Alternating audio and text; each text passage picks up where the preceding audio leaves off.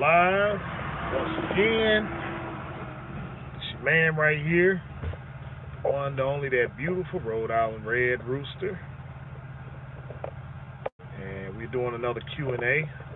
Before I get started, I wanted to tell you guys and stuff, man, how I really need to apologize for last week's segment when I said I was gonna go live. All right, Chase Nance, what's going on and stuff, man? From Vegas, from that Vegas strip, man. Hey, appreciate you sending the content and stuff.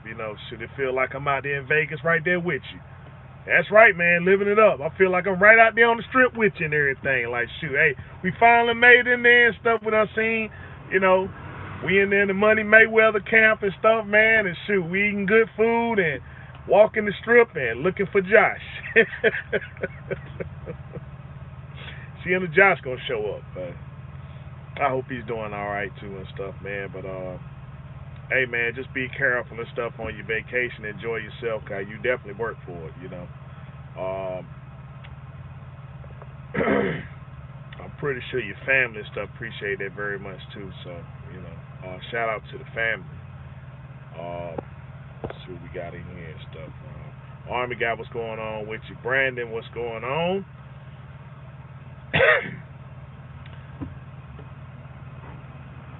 uh, but last week, and stuff, I got in town and I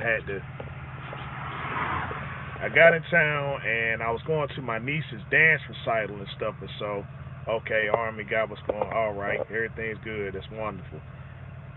So yeah, my niece securing the bag. All right. Yeah, so my niece had a dance recital and stuff. That was one of the reasons why I was getting in, and the other reason was my stepdaughter had moved out, so I had a series of stuff I had to take care of, and so the only thing that went right was my daughter's, my niece's dance recital and stuff. So um, as you guys know and stuff, I got I guess a little bit on the personal side and stuff. I own 5 cars, and so I own 5 cars and stuff like that, and so one of the things, I just leave my vehicles and stuff at the house. I ain't really done anything to them and stuff because I wanted to make sure that the family was straight first. So, it's funny, like, everybody wants to touch your stuff, Everybody wants to touch your stuff and everybody wants to be you so bad. But, one of the things and stuff that I growed up with is the fact that, when it comes to my family, I got to make sure that they eat first, before I start to do things myself. And so, my stepson decided he wanted to joyride in my vehicles, and of course, when he was asked about it and stuff, instead of him just taking the chastisement and stuff, these excuses started coming up. And so, if y'all remember last year, one of the reasons why I worked through COVID was because I wanted to make sure that my son, wanted to make sure my stepson got the vehicle he wanted. I wanted to make sure he got the vehicle he wanted, and so, make a long story short, people aren't very appreciative. It's very funny, this generation here and stuff, man. You know, they're very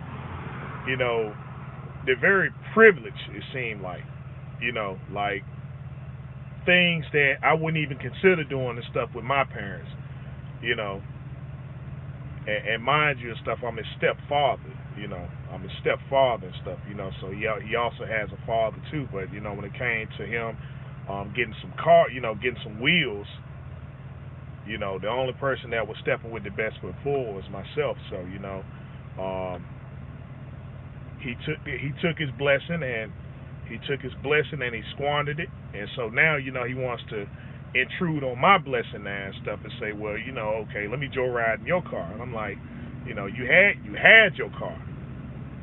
You had your vehicle, you had something that you wanted. You got on the first try. And So that led to me and him having a bit of a falling out and stuff like that. So it really bothered me to a point where I couldn't even concentrate. And I mean, even now I'm still a little upset about it. But be as it man, stuff like goes on. So again, if you guys got any questions or whatever, just if you got any questions and stuff, then just go ahead and fire away. You know. But that's just my thing there and stuff. It's just a little update about me why I couldn't go live and stuff and do a Q&A and stuff like that, guys. It's just you know not to be off topic or nothing. It's just we have a responsibility. We have a responsibility to the youth to make sure that us do the very best that we can and stuff to secure ownership, possessions, ownership and stuff, so we can pass it on to the next generation, so they can grow up and they can have something without saying, well, nobody left anything for us, guys.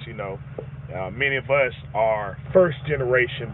We're first generation wealth builders, and as things become more accessible, information becomes more accessible and stuff, we're able to procure more things now. We're able to network and get an understanding about, business and, get an understanding about business, investments, stocks, bonds. We're able to get that network without having to, go to classes or books or none of that stuff there and everything. So, it's a very real thing now. We talk about securing multiple streams of income. That's just not somebody getting up here talking. These things are being done,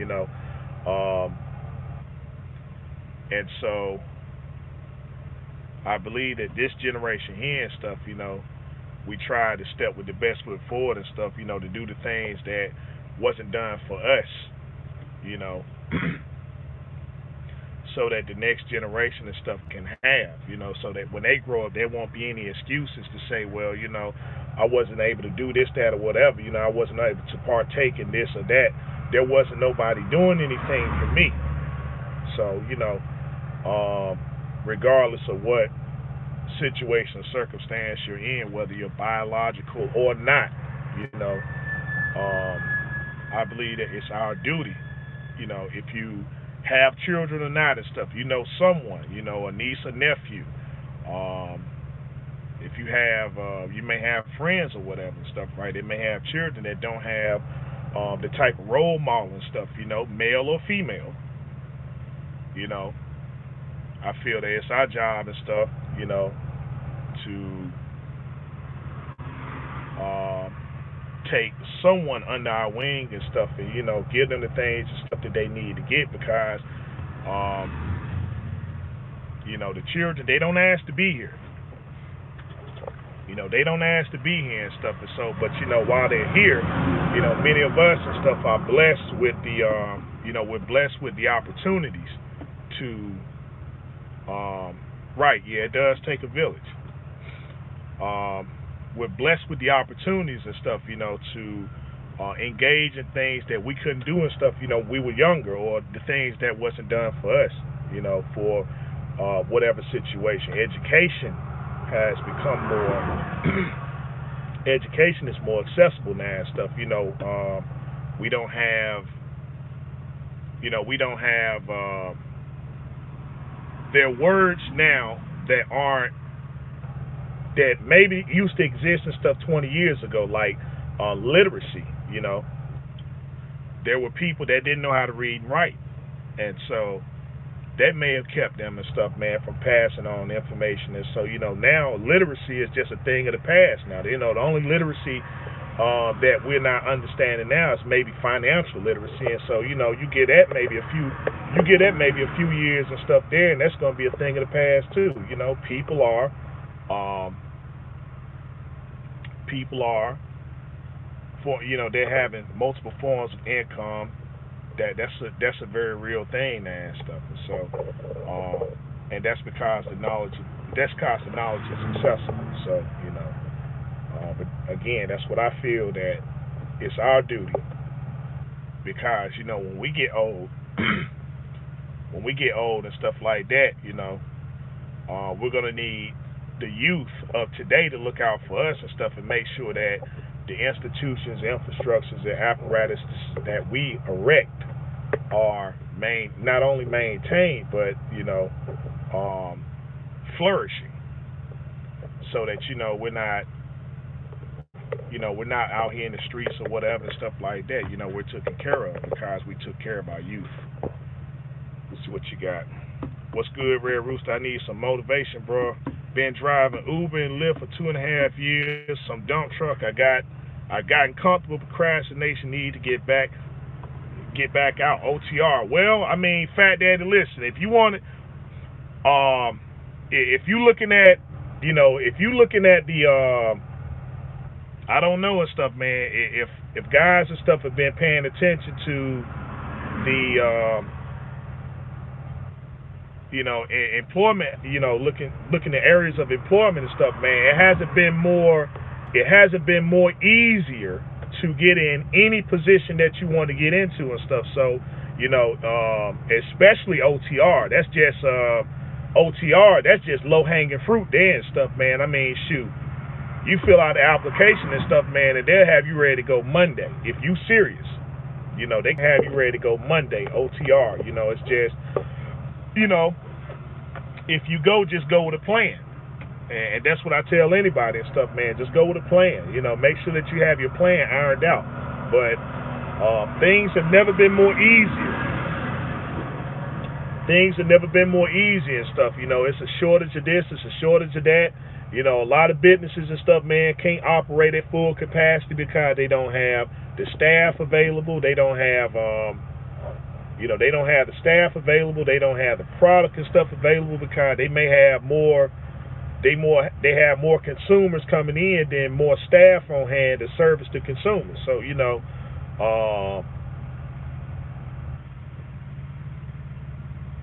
some of the things and stuff, like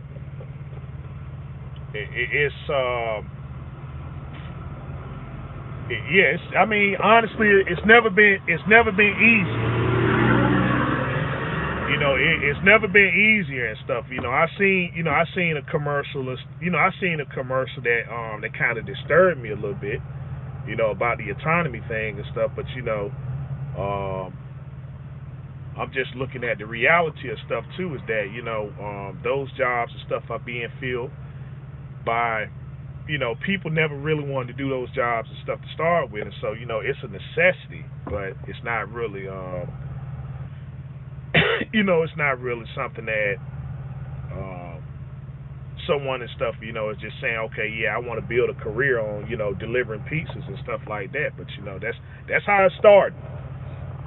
And so, trucking again, trucking is not really a desired career and stuff. It's not a lot of people that want to do it. It's kind of a, I look at the job and stuff more as a form of escapism than anything else. I mean, I know this is what I want to do, but not too many. And so, not too many wanted to do this. And so, even when I put it out there and stuff growing up that I wanted to drive a truck, it was always discouraged because of the lifestyle that came behind it. A lot of people thought that I was going to have children of my own and I was going to be married, and they said, well, you could be in a better profession and stuff than that job there because of everything. Of course, you got the negative. You got the negative notions that are attached on with it and stuff. They think that a lot of truck drivers are whoremongers. You got a woman and stuff in every state and stuff, but it seems like in every profession it's like that. It's not just trucking, but they always center the negativity around trucking. And so sometimes I even look at the profession as a joke and stuff because I mean, even in my situation, my wife decided she wanted to go out there and get her CDLs, and then what she done is like I look at it, and the very profession is mocked. It's a mockery. You know, it's a mockery and stuff, man. And so, you know, um, it really bothers me and stuff. You know, somebody that waited all their life to get into this field and stuff, and then, you know, for somebody to just come in and just make a complete mockery of the profession, you know, and just use it as a form of escapism, as opposed to, you know, really having love, really having genuine love and stuff for the career, guys. I mean, even now with her having a year's experience, she doesn't know the difference between a Kenworth and a Freightliner. You know, she doesn't know the particular models of trucks and stuff. And so, you know, this is after a year.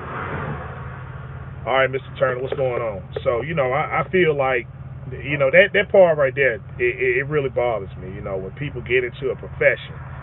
You know, like I said, I looked at it as a career, so, you know, I know, I feel like, you know, if you be out here long enough and stuff, that you should at least know the different models and stuff of trucks, and the purpose of why it was created, you know, the difference between a big truck and a large car and stuff, you know, own operator spec, then fleet spec, you know, those things there and stuff. But heck, what do I know? I'm just a person who loves trucking, you know. But yeah, man. I mean, you know, whatever you in, right? You know, if you're comfortable, okay. But you know, like I said, comfortability leads to complacency, you know. And if you already know that your plan is to get out here and stuff, man, and go OTR, then why wait? You know, why procrastinate and stuff? You're already saying it yourself. You're procrastinating. Why wait? You know. As soon as I get off live, or while I'm on live and stuff, man, you should be filling out an application with some trucking company and stuff. You know, you understood. You used to be out here, and now you got to kind of start back over. But you know, if your love is genuine and you have a plan, right, then why wait? You know that Lyft and Uber and stuff. I mean, yeah, it's doing what it's supposed to do right now. You know, it's giving you a comfortable lifestyle, but that's not the lifestyle you want. You know, you still have a yearning to want to get out here on OTR. So, you know, if that's what you want to do and stuff, man, I mean, they got plenty of seats and stuff open, and they got lots of freight that needs to be moved, and lots of roads and stuff that needs to be traveled, you know, and you could be out here and stuff getting it. You know, you don't have to